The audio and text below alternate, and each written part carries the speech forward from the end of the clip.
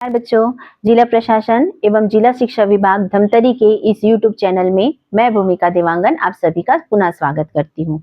पिछले कुछ अध्यायों से हम निरंतर 3 अंक के उन संभावित प्रश्नों पर अध्ययन कर रहे हैं जो कि परीक्षा की दृष्टि से महत्वपूर्ण है। इसी क्रम में एक हमारे पास अब आखिरी पाठ है अनुपात और समानुपात। अनुपात और समानुपात से भी कुछ प्रश्नों की संभावनाएं बनती हैं कि वह अंक 3 पर आ सकते हैं। तो चलिए देखते हैं बच्चों, यहाँ पर मेरे पास एक प्रश्न है, इसी पर आधारित बहुत सारे प्रश्न होते हैं, आपको निरंतर प्रयास करना है। प्रश्न यहाँ पर लिखा हुआ है, संख्या 10, 18, 22 और 38 में से हर एक संख्या में क्या जोड़ा जाए कि ये संख्याएं समानुपाती हो जाए। समानुपाती का क्या मतलब होता है? दो अनुपात आपस में बराबर। अगर मैं 10/18 लिखूं और 22/38 लिखूं तो देखिए क्या आता है। 10 जो है वो 5 बार में कट जाएगा 2 के पहाड़ा में, और ये 9, मतलब आंसर आया 5/9। 2 के पहाड़ा में ये 11 बार कटा और ये गया 19 बार में, तो ये आया। तो क्या ये अनुपात आपको बराबर दिख रहा है? ये अनुपात बराबर नहीं है। तो हमको एक ऐसी संख्या प्रत्येक चारों संख्या में जोड़नी है कि ये जो 5/9, 11/19 ऐसा अनुपात आ रहा है वो इक्वल आए। 2/3, 2/3 या 5/7 तो 5/7। तो उसके लिए हमारे पास अनुपात समानुपात पाठ से एक बनाने का एक तरीका है कि हम मान के चलते हैं, माना वह संख्या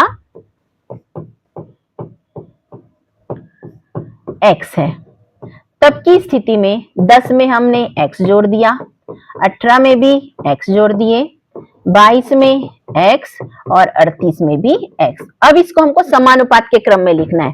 तो ये हो गया 10 धन x अनुपात 18 धन x समानुपात 22 धन x अनुपात 38 धन x। इस प्रकार से ये हो गया। अब हम इसको सॉल्व कर लेना है। जैसा कि हम जानते हैं अनुपात का मतलब होता है बटा, तो ये हमने ऐसा लिख लिया। समानुपात का मतलब होता है बराबर, तो हमने बराबर लिखकर इस प्रकार से हमने लिख लिया। अब हमको इसको क्या करना है? तिर्यक गुणा करना है। तो 10 धन x में आ जाएगा गुणा होने 38 धन x, और 22 धन x में आ जाएगा आपका गुणा होने 18 धन x। तो इस प्रकार से जब आप जोड़ेंगे तो अब हमको आपको क्या करके दिखाना है? इसको गुणा करके दिखाना है। तो जब हम गुणा करेंगे तो 10 का गुणा 38 में होगा। इस प्रकार से एक बार और लिख लेते हैं, 38 धन x और धन x का गुणा फिर से 38 धन x। मैंने क्या किया समझ में आया? 10 ब्रैकेट 38 धन x यहां लिखकर 38 धन x फिर से, वैसे ही 22 लिख के 18 धन x और धन x लिखकर 18 धन x। इस प्रकार से हमने लिख लिया। अब बस इसको हमको सॉल्व करना है x की वैल्यू फाइंड होते तक। गुणा करेंगे तो ये आया 380 धन 10x और यहाँ पर 38x और धन x का वर्ग। फिर 22 और 18 का जब हम गुणा करेंगे तो हमको मिलेगा 396 धन 22x और 18x धन x का वर्ग। ये x का वर्ग और ये x का वर्ग बराबर के दोनों साइड में है, इसलिए कैंसिल हो गया। अब हम लिखते हैं इसको 380 धन इन दोनों को जोड़ दिए तो 48x बराबर 396 और ये हो गया आपका 40x। फिर x की वैल्यू इधर ले आएंगे पक्षांतर करके और 396 यहां रखकर 380 को इधर पक्षांतर करके लाएंगे। पक्षांतर करने पर चिन्ह बदल जाता है, तो हमने हर अंक जो पक्षांतर करके लाया 40 में ऋण और 380 में भी ऋण लगा दिए। अब 48 और 40 को घटाइए तो आया 8x। इसमें जब हम घटाएंगे तो आंसर मिलेगा हमको 16x। ठीक है, फिर x बराबर हम लिखेंगे 16/8। तो ये देखिए 8 एकम 8, 8 दूनी 16। तो इस प्रकार से आपने x की वैल्यू कितनी फाइंड कर ली? 2। तो इस प्रकार से x वो संख्या है जिसका मान 2 है, जो 10 में जुड़ने पर 12 हो रहा है, 18 में जुड़ने पर 20 हो रहा है, और 12 बटे जब हम 20 को भाग दे रहे हैं तो ये क्या हो रहा है? 4 के पहाड़ा में ये 3 बार में और ये 5 बार में, मतलब ये कितना आंसर दे रहा है? 5/3। और अगली संख्या कौन सी थी? 22। 22 में जब हम 2 जोड़ रहे हैं तो ये हो रहा है 24, और एक और कौन सी संख्या थी? 38। 38 धन 2 कर रहे हैं तो ये हो रहा है 40।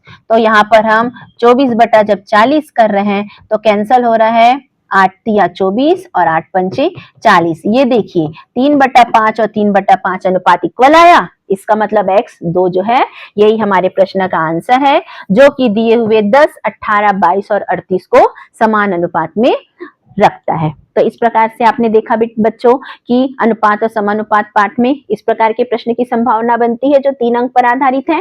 एक प्रश्न बनता है, ऐसा लिखा आता है 1 + x अनुपात 3 धन x अनुपात 6 धन x। अब इसको कैसे सॉल्व करना है, यहाँ पर ऑलरेडी x दे दिया है और बीच वाले पद को आपको 2 बार लिखते हुए सेम जो मैंने आपको तरीका यहाँ पर बताया है वैसे ही हल करते हुए आपको x की वैल्यू फाइंड कर लेना है। तो ये वाला क्वेश्चन मैं आप लोग के लिए रखती हूँ कि इसको आप कैसे सॉल्व करेंगे।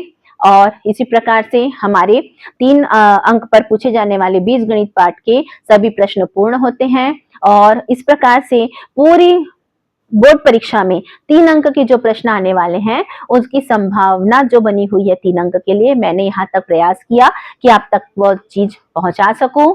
और इसी के साथ अलविदा बच्चों, निरंतर प्रयास करते रहिए, प्रयास करने से सफलता जरूर आपके कदम चूमेगी। अलविदा बच्चों, थैंक यू।